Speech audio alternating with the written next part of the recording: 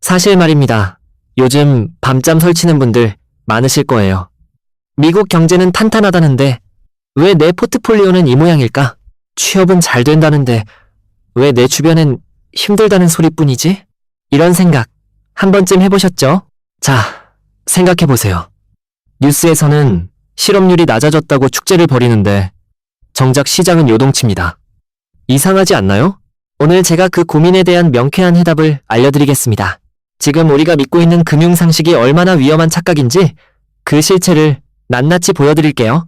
그리고 오늘 이 영상을 끝까지 보시면 왜 전문가들조차 머리를 긁적이고 있는지, 그리고 여러분이 지금 당장 무엇을 해야 하는지 명확하게 아시게 될 겁니다. 사람들이 진짜 모르는 게 뭐냐면요. 우리가 믿고 있던 데이터가 통째로 수정됐다는 사실입니다.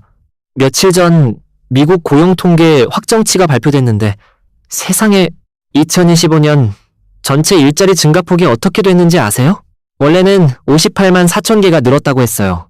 근데 실제로는 고작 18만 1천 개였습니다. 무려 40만 개 이상이 하향 조정된 겁니다. 쉽게 말해서 나라에서 우리 경제 좋아, 일자리 많이 늘었어 라고 발표했는데 알고 보니 그중 상당수는 애초에 존재하지도 않았던 유령 일자리였다는 거예요.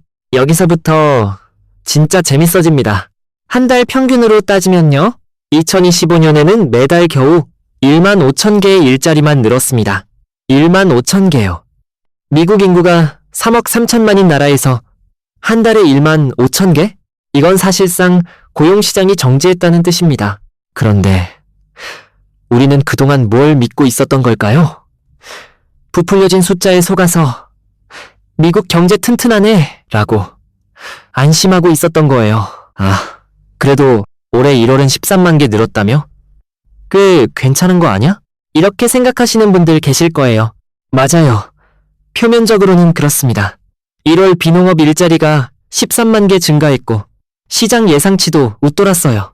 근데요, 숫자의 질을 봐야 합니다. 13만 개 중에서 의료 및 사회지원 부문이 얼마인지 아세요? 무려 12만 4천 명입니다. 비율로 따지면 약 95%예요. 이게 왜 무서운 거냐고요? 제조업은요? 거의 안 늘었어요. IT 산업은요? 마찬가지입니다. 금융업은요? 역시 정체 상태예요. 경제의 허리 역할을 하는 산업들이 전부 멈춰서 있다는 뜻입니다. 특정 분야에만 쏠린 고용은 사막 위의 성과 같습니다. 비가 한 번 오면 무너져요. 경제학적으로 볼 때 이건 질적 고용 악화를 의미합니다. 단순히 숫자가 플러스라고 해서 내 월급이 오를 환경이 아니라는 거죠. 오히려 이런 기형적인 구조가 오래가면 진짜 위기가 왔을 때 더 크게 무너집니다. 여기서 잠깐 왜 이렇게 큰 오차가 발생했는지 짚고 넘어가야 해요. 미국 노동부가 고용 통계를 어떻게 만드는지 아세요? 매달 약 12만 개의 기업과 정부 기관을 조사합니다. 근데 이게 샘플링이에요. 전체를 다 세는 게 아니라 일부만 보고 추정하는 거죠. 문제는 뭐냐면 코로나 이후로 이 샘플링의 정확도가 급격히 떨어졌다는 겁니다. 재택근무 확산, 이코노미 성장, 그리고 기업들의 응답률 하락까지 결국 추정치와 실제 사이에 거대한 간극이 생긴 거예요. 그리고 그 간극의 크기가 40만 개 이상의 일자리였던 겁니다. 이건 단순한 오차가 아닙니다. 시스템적인 문제예요. 그리고 이 시스템을 믿고 투자 결정을 내린 사람들은 이미 손해를 봤을 가능성이 높습니다. 여기서부터 분위기가 싸해집니다. 지난 1월 FOMC 회의에서 연준이 뭘 결정했는지 아세요? 금리 동결입니다. 현재 기준금리 3.5%에서 3.75% 사이를 그대로 유지하기로 했어요. 근데 더 중요한 건 연준 인사들의 발언이에요. 클리블랜드 연준 총재 베스 해맥이 뭐라고 했냐면 당분간 금리 동결이 필요하다고 못을 박았습니다. 시장에서는 이미 금리 인하 기대가 확 줄었어요. 3월 FOMC에서 금리를 내릴 가능성 거의 없다고 보고 있습니다. 아니, 물가도 잡히고 있는데 왜 안 내려? 이런 생각 드시죠? 자, 심리적인 이유를 설명해 드릴게요. 연준은 지금 트라우마를 겪고 있습니다. 2021년에 인플레이션은 일시적이라고 했다가 대차게 틀렸잖아요. 그 기억이 뼛속까지 박혀 있는 거예요. 성급하게 금리를 내렸다가 물가가 다시 튀어오르는 세컨드 인플레이션을 가장 무서워하거든요. 결국 시장이 기대했던 돈풀기 파티는 당분간 연기된 겁니다. 자, 그런데요. 오늘 아침에 정말 중요한 데이터가 발표됐습니다. 1월 소비자 물가지수 CPI요. 결과가 어떻게 나왔냐면 전년 대비 2.4% 상승, 시장 예상치가 2.5%였거든요. 예상보다 낮게 나온 겁니다. 오, 그럼 좋은 거 아냐? 표면적으로는 그렇습니다. 물가가 예상보다 덜 올랐으니까요. 근데 여기서 함정이 있어요. 2.4%면 여전히 연준 목표인 2%보다 높습니다. 그리고 핵심 물가, 식품과 에너지를 제외한 근원 CPI는요, 여전히 끈적끈적하게 높은 수준이에요. 연준 입장에서 보면 물가가 좀 내려오긴 했는데 아직 안심하기엔 이르다는 거죠. 금리 인하 명분이 생겼냐고요? 솔직히 말씀드리면 아직 부족합니다. 왜 우리는 자꾸 나쁜 신호를 무시하고 장밋빛 미래만 볼까요? 경제학에는 확증 편향이라는 용어가 있습니다. 내가 사고 싶은 주식이 있으면 호재만 보이고 악재는 일시적일 거야 라고 치부해버리는 거죠. 지금 시장 상황이 딱 이겁니다. CPI 예상보다 낮게 나왔네? 금리 인하 온다. 이렇게 단순하게 생각하면 큰일 납니다. 고용지표는 수상하고 물가는 아직 목표에 못 미쳤고 연준은 신중 모드예요. 이 세 가지를 종합적으로 봐야 하는데 사람들은 자기가 듣고 싶은 것만 듣습니다. 그리고 또 하나, 신규 실업수당 청구 건수가 예상보다 적게 나왔다고 안심하시나요? 근데 이걸 다르게 해석할 수도 있어요. 사람들이 직장을 잃어도 갈 곳이 없어서 버티고 있는 걸 수도 있다는 거죠.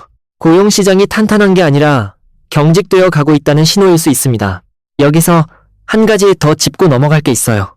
오늘 CPI 발표가 원래 며칠 전에 나왔어야 했는데 아세요? 정부 셧다운 때문에 이틀이나 늦어진 거예요. 에이, 그게 뭐 대수야? 아니요. 이건 생각보다 심각한 문제입니다. 정부 기능이 멈추면 통계 발표도 멈추고 시장은 불확실성 속에서 표류하게 돼요.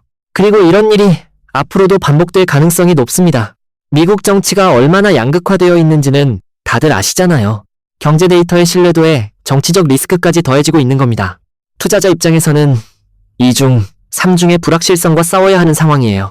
안타까운 마음에 말씀드립니다. 그냥 가만히 있으면 앉아서 돈을 잃는 시대예요. 예를 들어봅시다. 현재 금리 환경에서 자산 배분을 잘못한 A씨와 리스크 관리를 철저히 한 B씨의 5년 뒤 자산 차이는 1억 원 이상 벌어집니다. 왜냐고요? A씨는 곧 금리 내릴 거야 라는 기대감에 공격적으로 투자했어요. 근데 금리 인하가 계속 늦춰지면서 자산 가치는 하락하고 이자 부담은 늘어났죠.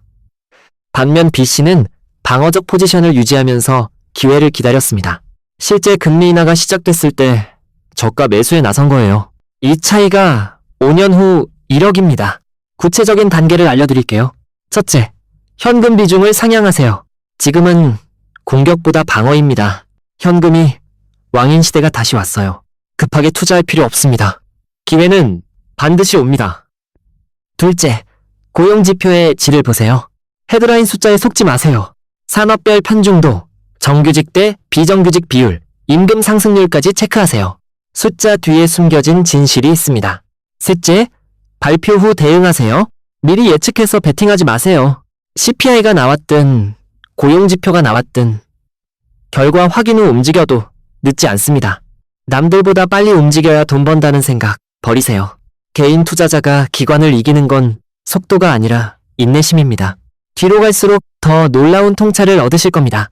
역사적으로 큰 부는 항상 이런 혼란의 시기에 만들어졌습니다. 2008년 금융위기 때 주식 사신 분들 지금 어떻게 됐을까요? 2020년 코로나 폭락 때 버틴 분들은요? 남들이 통계 해소가 우왕좌왕할 때 여러분은 이면의 진실을 봤습니다. 이 영상이 여러분의 경제적 자유를 향한 이정표가 되길 진심으로 바랍니다. 자, 이제 결단이 필요합니다. 불안에 떨며 지켜만 보실 건가요? 아니면 숫자를 읽고 기회를 잡으실 건가요? 도움이 되셨다면 구독과 좋아요, 그리고 알림 설정까지 꼭 부탁드립니다. 여러분의 소중한 자산을 지키는 정보, 제가 가장 빠르게 전해드리겠습니다. 오늘 내용 어떠셨나요? 댓글로 여러분의 생각을 들려주세요.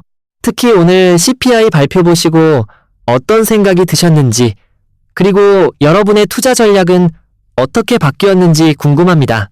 함께 고민해봅시다. 감사합니다. 지금까지 여러분의 든든한 경제 조력자였습니다.